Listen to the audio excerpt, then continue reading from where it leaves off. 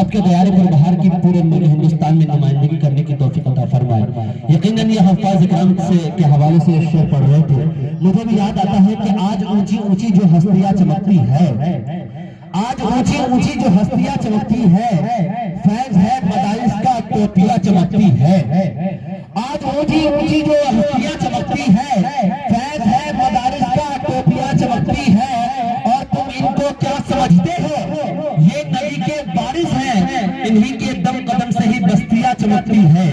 انہی کے دم قدم سے ہی بستیاں چمکتی ہیں۔ یقیناً میرے دوستوں، آئیے میں اپنے بلا تاخیر ترہیب کے وقت اللہ دمانگی ہے، وقت بہت زیادہ نکل چکا ہے اور نماز کا وقت بھی ہو رہا ہے، اس لیے میں یہ چاہتا ہوں کہ بلا تاخیر ترہیب کے میں ایک ایسی شخصیت تک پہنچنے کی زیارت کروں جن سے میرے مراد حضرت مولانا ارشد صاحب نقوی سپالوی خادم قرآن اکیڈمی دامت برکاتہ العالیہ ہے۔ میں ان سے مؤدبانہ درخواست کرتا ہوں کہ حضرت آئے، آپ اپنی قیمتی عرفانی نورانی حقانی تقریر سامعین کے دلوں کو مستفید فرمائے۔ اس شعر کے ساتھ حضرت والا کا استقبال ہے کہ ہم نشانے باز تھے اور نشانے ہو گئے، ہم نشانے باز تھے اور نشانے ہو گئے، ارے کیا زمانے تھے ہمارے، کیا زمانے ہو گئے، ارے ہم نے دیکھی ہے خدا تیری کرم فرمائیاں، ایک دانہ دو دیو تو دانے دائیں ہو گئے۔ مائک پر حضرت والا۔ السلام علیکم ورحمۃ اللہ وبرکاتہ۔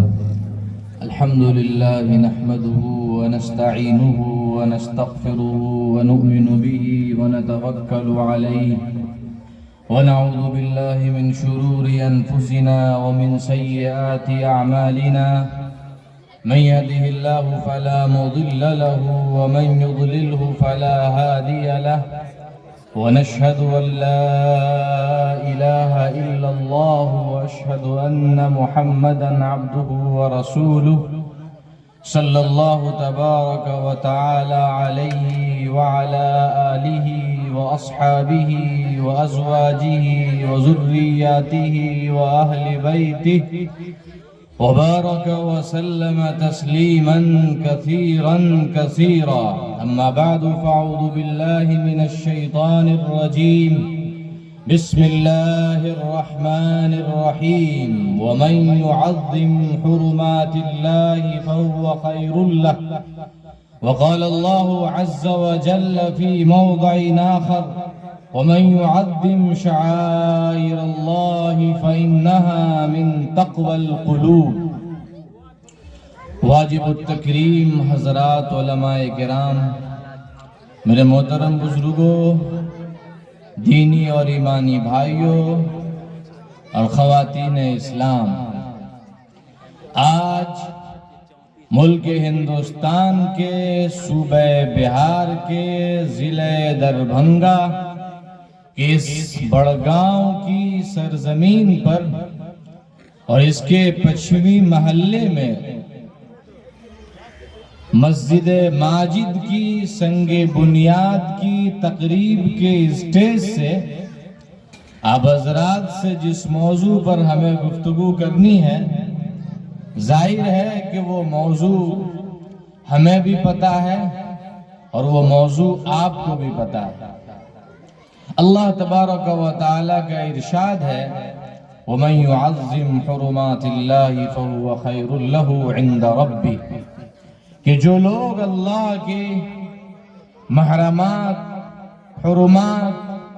اور جو چیزیں حق پرستوں کی نشانی اللہ نے قرار دی ہیں، ان چیزوں کی جو لوگ حفاظت کرتے ہیں، ان کا اعزاز اور اکرام کرتے ہیں، تو ایسا کرنا ان کے لیے ہی ان کے رب کے نزدیک بہتر ہے، اچھا ہے۔ دوسری جگہ اللہ کا ارشاد ہے، وَمَن يُعَظِّمْ شَعَائِرَ اللَّهِ فَإِنَّهَا مِن تَقْوَى الْقُلُوبِ، اور جو لوگ اللہ کے شعائر کی، پہچان کی، شناخت کی، آئیڈینٹیفیکیشن آف لارڈ کی عزت کرتے ہیں، اس کا احترام کرتے ہیں، اس کا سمان کرتے ہیں، تو یہ ان کے دلوں کے تقوی کی بات ہے، اللہ سے ڈرنے کی بات ہے، اللہ کے نظام کو ماننے کی بات ہے۔ یہ دونوں آیت کریمہ ایسا لگ رہا ہے کہ ان حالات کے تناظر میں اللہ عز و جل نے اس وقت ہی نازل فرمائی ہے، چونکہ اس وقت آپ دنیا کے منظر نامے کو دیکھیے اور خاص طور پر وطن عزیز کی صورتحال کو دیکھیے کہ اس وقت اللہ تبارک و تعالی کے جو ماننے والے ہیں، یعنی جناب محمد الرسول اللہ صلی اللہ علیہ وسلم کی لائی ہوئی شریعت سنت کو ماننے والے اور اس پہ چلنے والے جو لوگ ہیں، ان کو اسلام حق پرست کہتا ہے، اس کو اسلام حق پر چلنے والا کہتا ہے، اور اس چلنے کو حق پرستی کہا جاتا ہے۔ لہذا اس وقت حق پرستوں کی حق پرستی کی بحث کی جا رہی ہے، اور حق پرستوں سے حق پرستی کو چھیننے کی کوششیں جاری و ساری ہیں، چاہے اس کے سامنے حق پرستی کی راہ میں مدارس آ جائیں، مساجد آ جائیں، مکاتب آ جائیں، خانقاہیں آ جائیں، دینی ادارے آ جائیں، تعلیمی ادارے آ جائیں، جو بھی حق پرستی کی راہ میں آئیں گے، لہذا حق پرستوں کی حق پرستی کو چھیننے کے لیے اہل باطل تیار اور آمادہ ہے۔ لہذا ان حالات کے پیش نظر اللہ کا یہ اعلان ہے، وَمَن يُعَظِّمْ شَعَائِرَ اللَّهِ فَإِنَّهَا مِن تَقْوَى الْقُلُوبِ، کہ اگر تمہارے دلوں میں، اہل اسلام کے دلوں میں، اہل حق پرستوں کے دلوں میں اگر اللہ کا خوف ہے، اللہ کا ڈر ہے، اللہ کے نظام سے محبت ہے، تو اس کو چاہیے کہ حق پرستی کے جتنے بھی ادارے، جتنی بھی راہیں، جتنی بھی شاہراہیں ہیں، ان سب کی حفاظت کے لیے نہ صرف وہ اپنے وقت سے تیار ہو، بلکہ اپنی جان سے، اپنے مال سے تیار ہو۔ آپ کو یہ بات معلوم ہونی چاہیے کہ حق پرستوں سے حق پرستی کی جو راہیں ہیں، جو شاہراہیں ہیں، جو ان کی نشانات ہیں، جو ان کی پہچان ہے، اس کو چھیننے کی کوششیں آج نہیں شروع ہوئی ہیں، آج نہیں پیدا کی گئی ہیں، یہ کوششیں روز ازل سے جاری و ساری ہیں۔ یہ کوششیں حضرت آدم علیہ السلام کے دنیا کی دھرتی پر بھیجے جانے کے بعد سے ہی شروع ہے، اور حضرت محمد مصطفیٰ صلی اللہ علیہ وسلم کی آمد تک جاری و ساری رہی یہ کوششیں، اور محمد الرسول اللہ صلی اللہ علیہ وسلم کے دور میں یہ سازشیں اور پروان چڑھی، یہ کوششیں اور زیادہ ہوئی کہ حق پرستوں کی حق پرستی چھین لی جائیں۔ اس کی بنیاد پر ہر طرح کے اختلافات سامنے آئے، تنازعات سامنے آئے، لڑائیاں ہوئی، جھگڑے ہوئے، تصادم کی راہیں کھلی، لیکن ہر حال میں جو اہل حق تھے، اہل اسلام تھے، اہل کلمہ تھے، انہوں نے ہمیشہ حق پرستی کی راہوں کو تھامے رکھا۔ آپ اس بات کو یاد رکھیے کہ ہر دور میں کامیابی اللہ عز و جل نے حق پرستوں کو دی ہے، چاہے تعداد کم رہی ہو یا تعداد زیادہ رہی ہو، چاہے میدان بدر کا رہا ہو یا حنین کا رہا ہو، چاہے میدان میں مسلمان تھوڑے رہے ہو یا زیادہ رہے ہو، حقیقی کامیابی اللہ تبارک و تعالیٰ نے ہمیشہ حق پرستوں کے ساتھ رکھی ہے۔ لہذا حق پرستوں سے جو حق پرستی اس وقت چھینی جا رہی ہے، اس کے لیے یہ کوششیں پوری ہو رہی ہیں۔ پوری دنیا اس وقت اسلام کے خلاف اور اسلام کے خلاف نام بندی کر رہی ہے، پوری دنیا یکجا ہے اور الکفر ملت واحدہ کا مظاہرہ کر رہی ہے، اور پوری دنیا یہ چاہ رہی ہے کہ کس طریقے سے دنیا کے منظر نامے پر سے حق پرستوں کو مٹا دیا جائے۔ ذرا سا حق پرست لفظ اس لیے کہہ رہا ہوں کہ یہ ملک ذرا جمہوری اور دستوری ہے، بہت سارا بچ کر جملے بھی استعمال کرنے پڑتے ہیں، ورنہ پتہ نہیں کب باولے کتے اچھل پڑے اور وہ جملے کو بھی قید کر کے جملے بولنے والوں کو بھی قید کر دے۔ لہذا حق پرست سے مراد اہل اسلام ہے، اور حق پرستی سے مراد اسلام کی رائے شہرائیں ہیں، حق پرستی سے مراد مساجد و مدارس کی رائے اور شہرائیں ہیں۔ لہذا ہر دور میں اسلام کے خلاف لام بندیاں ہوئی ہیں، مورچے تیار کیے گئے ہیں۔ قرآن مجید میں دو مثالیں واضح طور پر موجود ہیں۔ ایک مثال زمانے فرعون کا ہے، ایک مثال عصر فرعون کا ہے، جس نے نعوذ باللہ اپنے آپ کو اس وقت جو قوم حق پرست تھی بنی اسرائیل، جو اس وقت صحیح معنوں میں، ظاہر ہے کہ آج وہ قوم حق پرست نہیں ہے، اسلام کی ماننے والی نہیں رہی، اللہ کو ماننے والی نہیں رہی، اس کی جو کتابیں اللہ نے اس کو جو کتاب عطا فرمائی تھی اس پر اس کا ایمان عقیدہ نہیں رہا، اس کو خود اس نے تبدیل کر دیا، اس میں خود اس نے ترمیم کر دی، لیکن اس وقت وہ قوم حق پرست تھی، لہذا فرعون اٹھا اور اس نے اعلان کر دیا کہ حق پرستی بڑھ رہی ہے، اللہ کے ماننے والے بڑھ رہے ہیں، نظام خدا بندی کو فروغ مل رہا ہے، حق پرستی کی شاہراہیں کھلتی چلی جا رہی ہیں، لہذا اس کو روکنے کے لیے جتنے بھی لڑکے پیدا ہو اس کو مار دیا جائے، قتل کر دیا جائے، اسے دفن کر دیا جائے۔ لہذا اس فرمان فرعون کو حکومت فرعون کے درباروں سے لے کر اور نظام حکومت کے ایوانوں سے لے کر سڑک فرعون تک یہ بات پھیلا دی گئی اور بچوں کو مارا جانے لگا تاکہ ان کی نسل نہ چل سکے، حق پرستوں کی نسل پھیلنا بند ہو جائے۔ دوسری مثال اللہ تبارک و تعالی نے قرآن مجید میں بیان کی ہے، اس کو اصحاب اخدود سے قرآن نے یاد کیا گیا ہے، یعنی اصحاب اخدود گڑھے والے، یعنی گڑھے کھودے گئے، اور اس وقت کی قوم یعنی حضرت عیسیٰ علیہ السلام کے ماننے والی 20,000 عیسائیوں کو بیک وقت جمع کر کے اس گڑھے میں ڈال کر ان کو آگ کی نظر کر دیا گیا، اسے جلا دیا گیا کہ یہ نظام خداوندی بڑھ نہ سکے، حق پرستی بڑھ نہ سکے۔ آج اس وطن عزیز میں بھی اور دنیا کے منظرنامے پر بھی اسلام کے خلاف لام بندیاں کی جا رہی ہے، حق پرستوں کی حق پرستیاں چھینی جا رہی ہیں، اور ایک موقع سے آل انڈیا مسلم پرسنل لا بورڈ کے بہت کامیاب صدر اور اس تنظیم کے اندر روحانی اور للہی ہواؤں کو اور غذاؤں کو دینے والے پرسنل لا بورڈ کے پلیٹ فارم سے شابانوں کیس سے لے کر کے سپریم کورٹ کے دروازوں کو کھٹکھٹا کر کے سپریم کورٹ کے ججوں کو اپنی ایمانی طاقت کے سامنے جھکانے والی شخصیت حضرت مولانا سید ابو الحسن علی حسنی ندوی رحمت اللہ علیہ، جن کو دنیا عالمیہ ندوی کے نام سے جانتی ہے، انہوں نے اس سرزمین کے بارے میں کہا تھا، اس سرزمین پہ ہم اور آپ ہیں کہ یہ سرزمین ہند اکال الامم ہے، یعنی یہاں جتنی بھی قومیں آئی ہیں ان تمام قوموں کو اس سرزمین نے اپنے رنگ و آہن میں رنگ کر اس کی اصلیت اس سے چھین لی ہے۔ اسلام بھی اس وطن عزیز میں آیا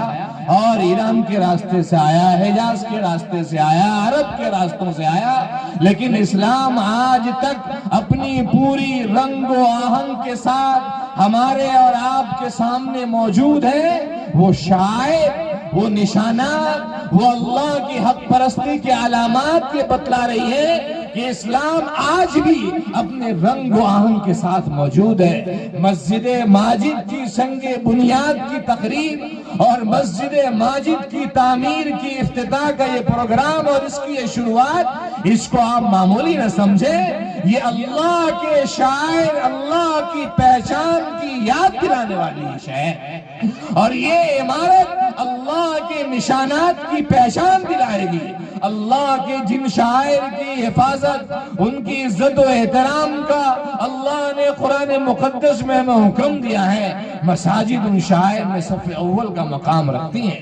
مدارس ان شاعر میں صف اول کا مقام رکھتی ہیں، لہذا ان مسجدوں کی، ان مدارس کی، تعلیمی اداروں کی ہمیں ہر حال میں نہ صرف حفاظت کرنے کی ضرورت ہے بلکہ بڑھ چڑھ کے اس کو قائم کرنے اور کرنے والوں کی ہمت افزائی کی ضرورت ہے۔ اب اس بات کو یاد رکھیے کہ حق پرست کی جب حق پرستی کی بات آتی ہے تو ہمیں ایک ہونا چاہیے، دنیا ایک ہو جاتی ہے، پوری دنیا کو آپ دیکھیں کہ وہ لڑی ہوئی ہے، جھگڑی ہوئی ہے، وہ ہم سے زیادہ فرقے بندیوں میں تقسیم ہے، لیکن جب بات آتی ہے اسلام کی، بات آتی ہے حق پرستوں کے حق پرستی کو ختم کرنے کی، تو پوری دنیا ایک پلیٹ فارم پہ جمع ہو کر یہ اعلان کر دیتی ہے کہ ہمیں اسلام کو مٹانے کے لیے ایک پلیٹ فارم پہ آ جانا ہے۔ ملکی صورتحال کو دیکھیے، اسے کیا بیان کیا جائے، وطن عزیز کے حالات کو کیا پیش کیے جائیں۔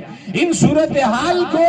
ہمیں آپ کے سامنے رکھنے کی کیا ضرورت ہے؟ کون نہیں جانتا ہے کہ اس وقت ملک ہندوستان کی صورتحال یہ کہ حق پرستوں سے ان کی حق پرستی چھین لیے جانے کی پوری کوشش نہ صرف ہو رہی ہے بلکہ منصوبے تیار ہیں۔ اور قرآن مجید کا جو ارشاد ہے لَقَدْ بَدَتِ الْبَغْضَاءُ مِنْ أَفْوَاهِهِمْ وَمَا تُخْفِي صُدُورُهُمْ أَكْبَرُ، کہ ان کی زبانوں سے جو بات نفرت کی نکل رہی ہے وہ صرف اشارے اور کنائے ہیں۔ ان کی باتیں ابھی نکلی ہیں کہ گھروں کو چراغاں کیا جائے، ان کی باتیں ابھی نکلی ہیں کہ ہم ان کی تہذیب اور تمدن کو مانتے چلے جائیں، لیکن قرآن یہ کہہ رہا ہے کہ قد بدت البغضاء من افواہہم، ان کی منہ ان کی زبانوں سے جو نفرت کی آواز اور جو جھاگ نکل رہی ہے، قد بدت البغضاء من افواہہم وما تخفی صدورہم اکبر، لیکن ان کے دلوں میں جو بات مخفی اور پوشیدہ ہے وہ ان سے بھی زیادہ سنگین ہے، خطرناک ہے۔ لہذا ہمیں اس کو سمجھنا ہے۔ قرآن تو ہم سے یہ کہہ رہا ہے، قرآن ہمیں یہ بتا رہا ہے کہ اگر اشارے آ جائیں تو ہم بیدار ہو جائیں، اگر ہمارے لیے کنائے آ جائیں تو ہم بیدار ہو جائیں۔ کیا ہم یہ چاہتے ہیں کہ کھلے عام حق پرستی چھین لی جائے؟ کیا ہم یہ چاہتے ہیں کہ کھلے عام حق پرستوں کو نشانہ بنا کر اسے ختم کر دیا جائے؟ کیا اشارے سے ہم بیدار نہیں ہو سکتے؟ کیا کنائے سے ہم بیدار نہیں ہو سکتے؟ آج بڑگاؤں کی سرزمین سے اور مسجد ماجد کے سنگ بنیاد کے اس افتتاحی تقریب کے پلیٹ فارم سے میں اعلان کر دینا چاہتا ہوں کہ اپنی اسلامی تہذیب اور تمدن کی حفاظت کے لیے، شاعر اللہ کی بقا اور تحفظ کے لیے آپ ایک مسجد نہیں 1000 مسجد کی تعمیر کی فکر لے کر اٹھ جائیں۔ آپ ایک مدرسے اور مکتب نہیں، مدرسے اور مکتب کی جال آپ محلے محلے بچھا دیجئے اور اسلامی تہذیب اور تمدن کی حفاظت کریے، ورنہ جو حالات ابھی پیش آ رہے ہیں، منافقت کا ایک ایسا دورہ چل رہا ہے، ارتداد کی ایک ایسی ہوا چل رہی ہے کہ نسلیں جو دور ہیں، تعلیم یافتہ حضرات بھی اس کے شکار ہو رہے ہیں، انہیں پتہ بھی نہیں چل پا رہا ہے۔ ان صورتحال کو کیا بیان کیا جائے؟ اور ہماری تہذیب اور تمدن کی بقا شاعر اللہ کی بقا سے وابستہ ہے۔ ہماری تہذیب اور تمدن کی بقا اسلامی نظام کی اور حق پرستوں کی حق پرستی کے نظام کے باقی رکھنے سے وابستہ ہے۔ چونکہ اس وقت پوری دنیا حق پرستوں کی حق پرستی کو چھیننے اور اسلامی تہذیب و تمدن کو اپنے رنگ و آہنگ میں رکھ دینے کے لیے ہر طرح کی کوشش کرنے کے لیے تیار نہیں ہے، بلکہ وہ کر رہے ہیں۔ اور دنیا کے جو اسلام دشمن عناصر ہیں انہوں نے یہ کوشش جاری کر دی ہے۔ لہذا ہمیں اس بات کے لیے تیار ہونا ہے کہ ہمیں اسلامی تہذیب اور تمدن کو بچانے کے لیے، اس کی حفاظت کے لیے، اللہ کے شاعر کی حفاظت کی ان حالات میں اپنی جان سے بھی مال سے بھی حفاظت کی فکر کرنی ہے، چونکہ اسلامی تہذیب اور تمدن کو ختم کرنے کے لیے ایک ایسی آندھی چلی آ رہی ہے جس کا روکنا بہت ناممکن ہوگا اگر ابھی سے ہم بیدار نہ ہوئے۔ اللہ کا ارشاد ہے ان الذین کفروا ينفقون اموالهم ليصدوا عن سبيل الله فسينفقونها ثم تكون عليهم حسرة ثم يغلبون والذين كفروا إلى جهنم يحشرون ليميز الله الخبيث من الطيب۔ یہ اللہ کا ارشاد ہے کہ اسلام دشمن عناصر اہل کفر اہل شرک نے اسلامی تہذیب اور تمدن کو ختم کرنے کے لیے اربوں اور کروڑوں ڈالر خرچ کرنے شروع کر دیے ہیں تاکہ نئی نسلیں اسلامی تہذیب و تمدن کو بھول کر ان کی تہذیب و تمدن کو اپنا رہے، تاکہ تعلیم یافتہ حضرات اپنی تہذیب و تمدن کو بھلا کر ان کے نظام کو مان لیں، تاکہ زندگی گزارنے والی قوم مسلم اس بات کو بھی پوری سمجھنے لگے کہ کیا ضرورت ہے جگہ جگہ مسجد کی تعمیر کی، کیا ضرورت ہے جگہ جگہ مدرسے اور مکتب کی تعمیر کی؟ بہت اچھی بات، ہم سب کے مقتدی اور معتبر عالم دین حضرت مولانا مفتی رضوان عالم قاسمی صاحب دامت برکاتہم العالیہ نے کہی ہے کہ دنیا کی دیگر قومیں کتنی چیزیں بنا ڈالتی ہیں، ہم اس پر شکوہ نہیں کرتے، ان کی قومیں بھی نہیں کرتی، لیکن قوم مسلم اگر ایک سے دوسری مسجد کی تعمیر کی فکر لے لیتا ہے تو اس کا اختلاف کیا جاتا، اس کا تعاقب کیا جاتا، اس کا پیچھا کیا جاتا، اس پہ الزامات لگائے جاتے، اس پہ تہمتوں کی بوچھار کی جاتی ہے۔ ظاہر ہے کہ ایسے مسلمان اور ایسے اسلام سے رشتہ بتانے والے اللہ کے شاعر کی حفاظت کرنے والے نہیں ہیں، اللہ کے حق پرستوں کی ماننے والے اور حق پرستی کرنے والوں کے ساتھ وہ نہیں ہیں۔ لہذا جو کوششیں اربوں اور کروڑوں ڈالر خرچ کر کے اسلامی تہذیب سے روکنے کی جو کوشش شروع ہو رہی ہے، اس کے سدباب کے لیے، اس کے روک تھام کے لیے، اس کو کیفر کردار تک پہنچانے کے لیے، اس کے خاتمے کے لیے ضرورت ہے کہ اسلامی شاعر کی تعمیر بھی کی جائے، اس کی حفاظت بھی کی جائے۔ اور یہ بات یاد رکھیے کہ اس کا یہ خرچ کرنا، اس کا اربوں ڈالر اسلام کے خلاف اڑانا اور اس کا پیسوں کو پانی کی طرح بہانا، ہر حال میں ناکامیابی کا سامنا اسے کرنا پڑے گا، اور اسے اس بات کو دیکھنا پڑے گا کہ اللہ عز و جل ان سب کو مغلوب فرمائیں گے، اور ان سب کو جتنے بھی لوگ ہیں یا اسلام کے حلقے میں رہ کر بھی جس نے منافقت کو اختیار کیا ہوا ہے، جس نے اسلام کے دامن کو تھام کر اہل اسلام کی فکر اور حفاظت کی فکر نہیں کر رہے، ان سب کو اللہ عز و جل ایک جگہ جمع فرما کر جہنم کے انگاروں میں ڈھکیل دیں گے۔ لیمیز اللہ الخبیث من الطیب، اللہ یہ چاہتا ہے کہ طیب سے، پاکیزگی سے خباثت کو الگ کر دینا، نکال دینا۔ لہذا اسلام ایک پاکیزہ، ایک طیب اور مقدس مذہب ہے، اس لیے اس مذہب کو تمام خباثتوں سے الگ کر کے رکھا جائے گا، اور یہ الگ رہنے والا مذہب ہے۔ اگر اسلام کے دامن کو تھام کر بھی بہت سارے میر جعفر اور میر صادق ہیں، بہت سارے اسلام کے دامن میں رہ کر اس وقت منافقت کر رہے ہیں۔ آپ ملک کی صورتحال کو دیکھیں، نام کیا گنوایا جائے،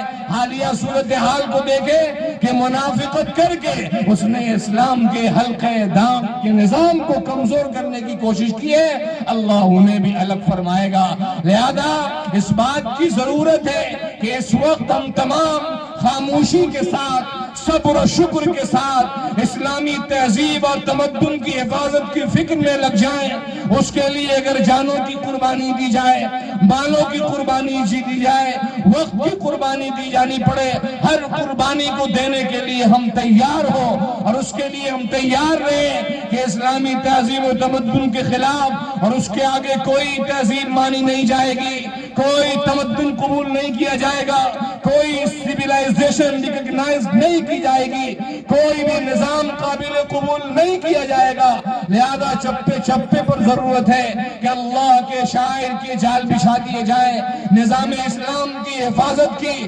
دیواریں اور اس کے مینارے قائم کر دیے جائیں، جس سے اسلامی تہذیب اور تمدن کی حفاظت کی فکر کی پہچان کم سے کم ہو سکے۔ لہذا ہم مبارکباد پیش کرتے ہیں اپنے دوست حضرت مولانا قیصر صاحب اشاعتی کا، جنہوں نے بہت عمدہ،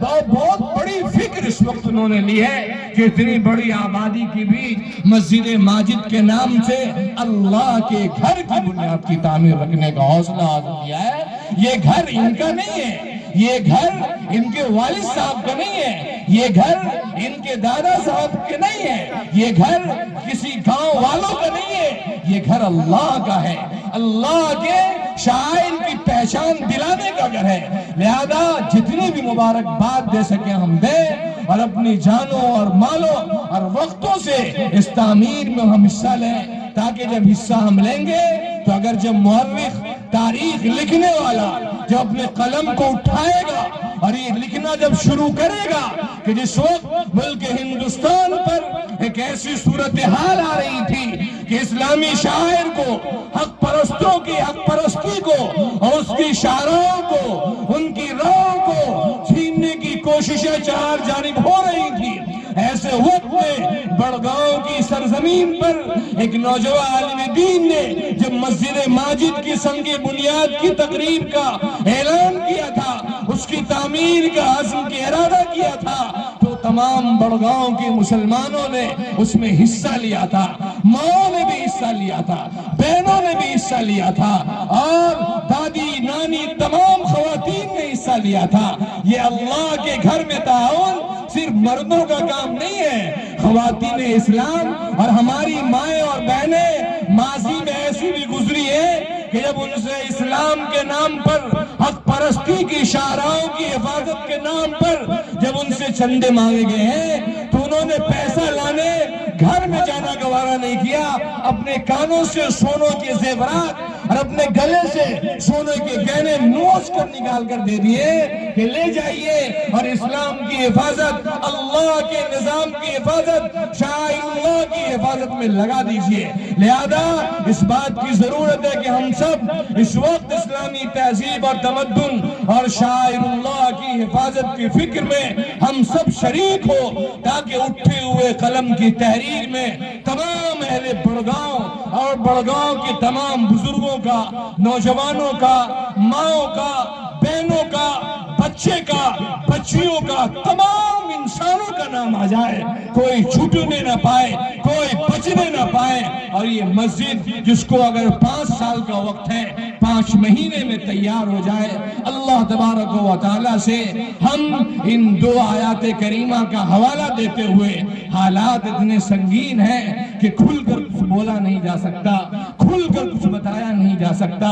آپ سمجھ لیں کہ اسلامی تہذیب اور تمدن کی حفاظت کے لیے بہت زمینی سطح سے اٹھ کر اس کی فکر کرنے کی اس وقت ضرورت ہے، اور نسلوں کی بھی فکر کرنے کی ضرورت ہے، تعلیم یافتہ حضرات کی بھی فکر کرنے کی ضرورت ہے۔ اللہ تبارک و تعالی ہم سب کو اسلامی تہذیب، تمدن کا اور اس کی حفاظت کا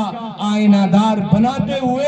اس کا عکاس بنا دے، تاکہ علامہ اقبال کے اس افسوس کردہ شعر کے ہم مصداق نہ بن سکیں کہ تہذیب میں نصارہ ہو تمدن میں ہنود، تہذیب میں نصارہ ہو تمدن میں ہنود، یہ مسلمان ہیں جنہیں دیکھ کر شرمائے یہود۔ ایسا نہ ہو کہ قلم اٹھے اور ہم مسلمان بھی نہ رہنے پائے۔ اللہ تبارک و تعالی ہم سب کو حق پرستی کی نشانات کی حفاظت، مساجد و مدارس کی حفاظت کی توفیق عطا فرمائے، اور اسلامی تہذیب و تمدن کی بھی حفاظت کی توفیق عطا فرمائے، اور اس مسجد ماجد کو قبولیت کے سرفراز سے نوازے، اور اس کی تعمیر میں